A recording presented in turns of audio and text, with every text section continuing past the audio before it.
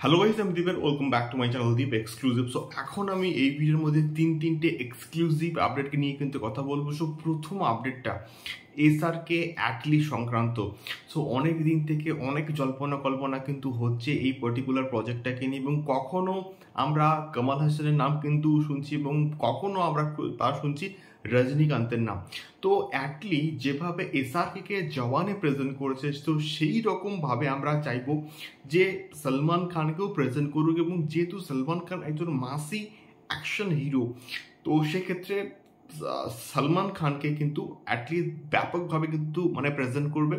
যেহেতু এটা একটা বেসিক্যালি টু হিরো ফিল্ম হচ্ছে, যদি রজনীকান্ত থাকে তাহলে তো বাস আর কোনো কথাই হবে না। সলমান খান এবং রজনীকান্ত জাস্ট অসম্ভব ভালো লেভেলের একটা বস পারফরমেন্স তো অবশ্যই দেবে, এবং তার সঙ্গে সঙ্গে সাউথ এবং নর্থ ইন্ডিয়া এবং তার সঙ্গে সঙ্গে আরও সমস্ত জায়গাতে একটা ব্যাপক কিন্তু কালেকশনস করবে। এখন বিষয়টা হচ্ছে যে সাবজেক্টটাকে নিয়ে এই ছবিটা হচ্ছে, সেটা কিন্তু বেসিক্যালি হচ্ছে একটা পিরিয়ড অ্যাকশন ড্রামা ফিল্ম। তো এই ধরনের কনসেপ্টে কিন্তু অ্যাটলি প্রথমবার কিন্তু কাজ করছে। তো সেই জন্যই কিন্তু স্ক্রিপ্টিংটা করতে কিন্তু একটু বেশি সময় লাগছে। তো সেক্ষেত্রে একটুখানি ভালো করে স্ক্রিপ্টিং করে কাজকর্মগুলো করুক, যে যাতে করে আমরা একটা ভালো রকম আউটপুট কিন্তু পাই।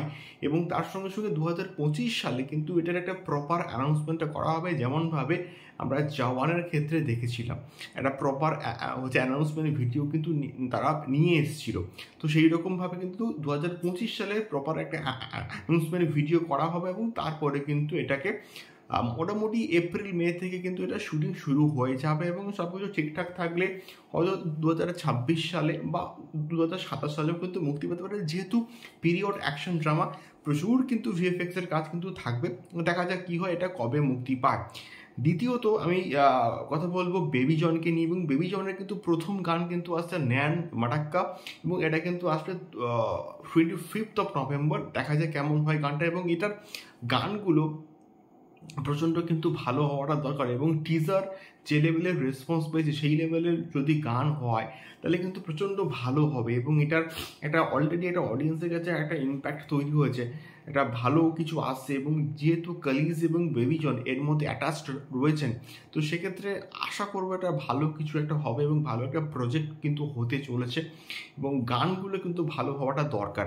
তৃতীয়ত আমি কথা বলবো এসআরকের একটা বিগেস্ট ক্যামিওকে নিয়ে, এবং এটা কিন্তু থাকছে সঞ্জয় লীলা ভান্সালের আপকামিং প্রজেক্ট হচ্ছে লাভ অ্যান্ড ওয়ারে, এবং যেখানে রণবীর কাপুর, আলিয়া ভাট এবং তার সঙ্গে সঙ্গে কিন্তু রয়েছেন ভিকি কৌশল, এবং এটা বেসিক্যালি সেকেন্ড হাফে কিন্তু একটা ইন্টারাকশন হতে পারে, এবং সেখানে খুবই ইম্পর্টেন্ট একটা ক্যারেক্টারটা কিন্তু প্লে করবে আমাদের এসআরকে। এবং যখনই আমরা এসআরকে দেখছি ব্রহ্মাস্ত্রতে কিন্তু এসআরকের একটা ক্যামিও কিন্তু ছিল, তো সেখানে ব্যাপক কিন্তু একটা পারফরমেন্স কিন্তু দিয়েছিল আমাদের এসআরকে। তো তেমনিভাবে অ্যাদিলে মুশকিলের কথাও কিন্তু আমার মনে পড়ছে, সেখানেও কিন্তু ছিল। তো তেমনিভাবে এখানকার যে ক্যামিও যে পোর্শনটা, এটা কিন্তু খুব ইম্পর্টেন্ট একটা ক্যামিও হতে চলেছে। দেখা যাক এক্স্যাক্টলি কী হয়। তোমাদের কি মত আমাদের তিনটে আপডেট কিন্তু অবশ্যই কিন্তু কমেন্ট বক্সে কমেন্ট করে শেয়ার করো। দেখা হচ্ছে পরবর্তী ভিডিওতে। টাটা।